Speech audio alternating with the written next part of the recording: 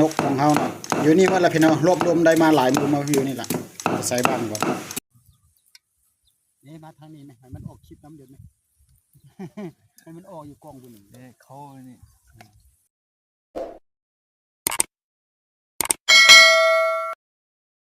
ครับทักทายสบายดีพี่น้องที่เข้ามาเบิ่งเลยที่ตามมาชมวันนี้เบาจันบ่ได้ไปหาอยู่หากินแล้วพี่น้องนี่สิมาตัดบ้างไม้นี่มาตัดบ้างไม้สิมาลามหนูกับลามนกพี่น้องไงลามอยู่บนเดี๋ยวนี้ที่สถานที่บอนเบาจันอยู่นี่แหละเพราะว่านกอันเบาจันดักมาละได้มาหอบโฮมป้าใบเฮือนแล้วมื้อนี้จะไม่เฮ็ดลามเมนูแบบแซ่บๆบ้างหนึ่งเราจะลามนกแล้วบ้างที่สองเราจะตัดเป็นลามหนูพี่น้องไงหนูเมื่อวานหั่น1 ตัวแล้วมื้อนี้1 ตัวรวมกันเป็น2 ตัวจะลามใส่นี่พี่น้องเดี๋ยวนี้ขออนุญาตตัดบ้างก่อนเนาะจะลองเบิ่งมันได้บ่ตัดบ้างกันได้พี่น้อง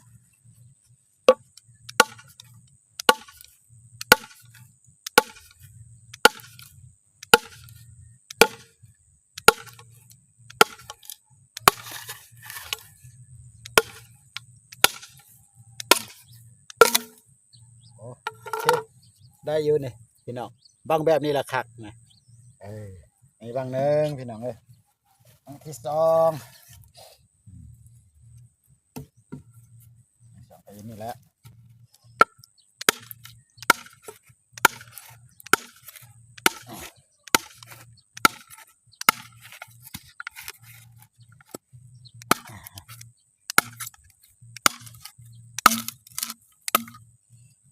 ลำกินเสียบๆอยู่เฮือนเลยพี่น้องมันนี่นะเอา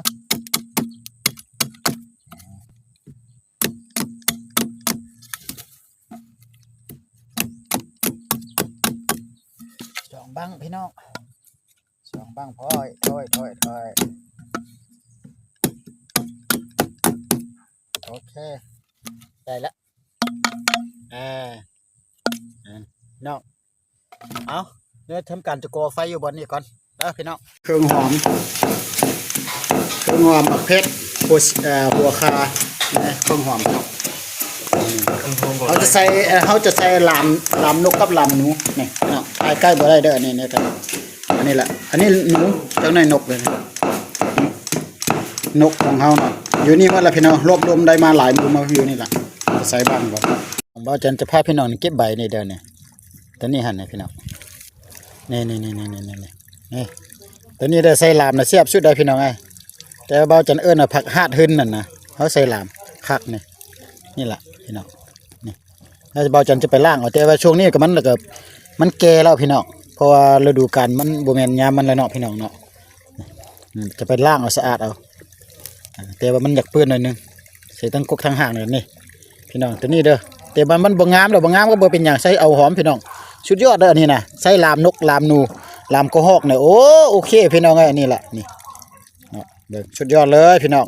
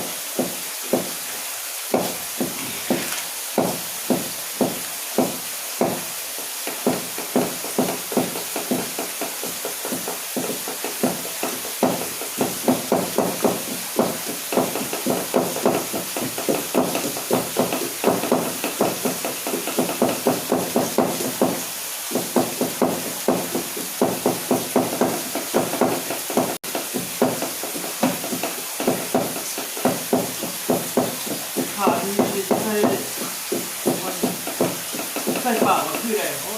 ใช้ยังกระทึกพนักงานใช้ชุดพักใช้ป่าใช้นกเกงใช้ชิ้นกวางชิ้นฟางอะไรพวกนั้นอะไรคือเราเลือกทาง มันคือลายอาการคืออะไรเนี่ย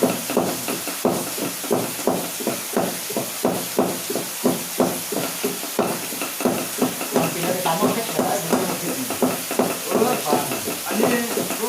วันนี้ใส่ในมากเพื่อโกก็ใส่ลายโก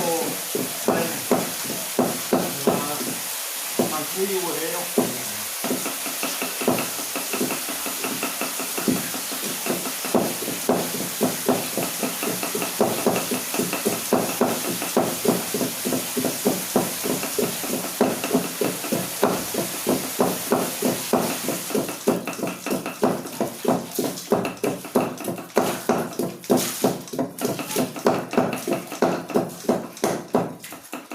เกลือแป้งนัวแม่นบ่ไปใส่ครับ เหลือก็เป็นหนวดใส่ระบบ เอาแป้งนัวลงพี่น้องไอ้นี่ใส่หลายก็แซ่บหลายใส่น้อยก็แซ่บน้อยใส่หลายโหกูดอยู่นี่ ใส่เลย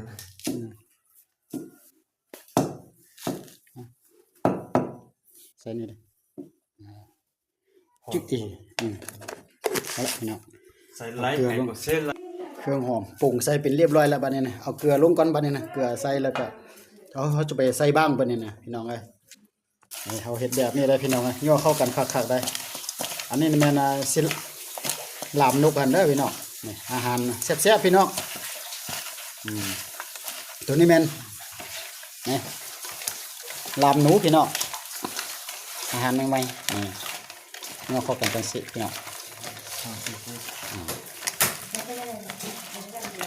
โอ้ย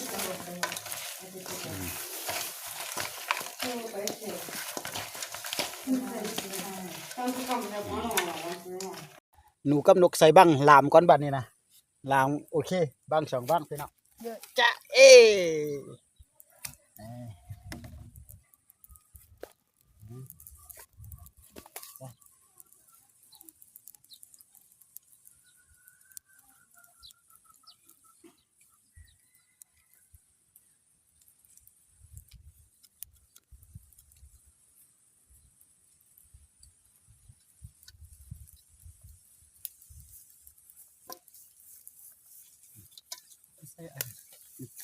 บัน เอาตัวนั้นแหละบ่ล่างก็ได้เพราะเขาตัดใหม่ๆมันล่างมันบ่ขัด เขานี่ที่เขาอยู่เนาะ นี่มาทางนี้ไหมให้มันออกคลิปน้ำเดือดไหม ให้มันออกอยู่กองบุญ เนี่ยเขานี่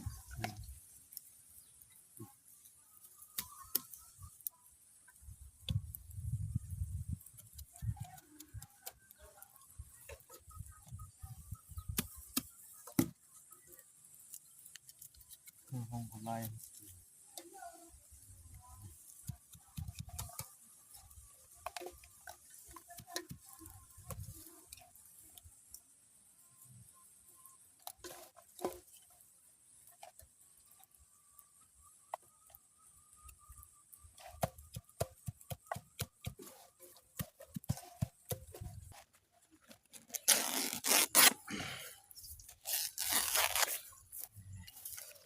แล้ว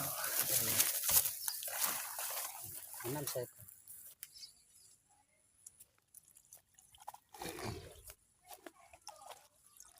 เอาน้ำใส่หน่อยหนึงเด้อพี่น้องมันถึงจะแซ่บพอมันบ่เป็นหยัง สิ้นเรือเลย มันเรือบ่เป็นหยังมันก็มันลงไปต่อ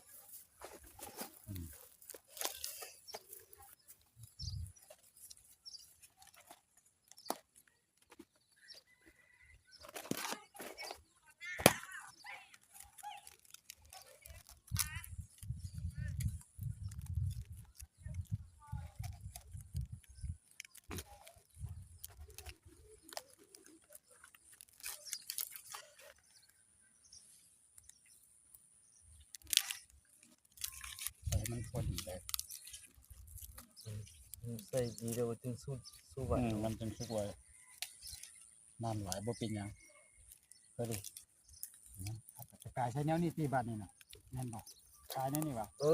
ใส่เนื้อนั่งก็ได้เดี๋ยวน้อย เดี๋ยวนี้เนาะ นี่ท่านวัน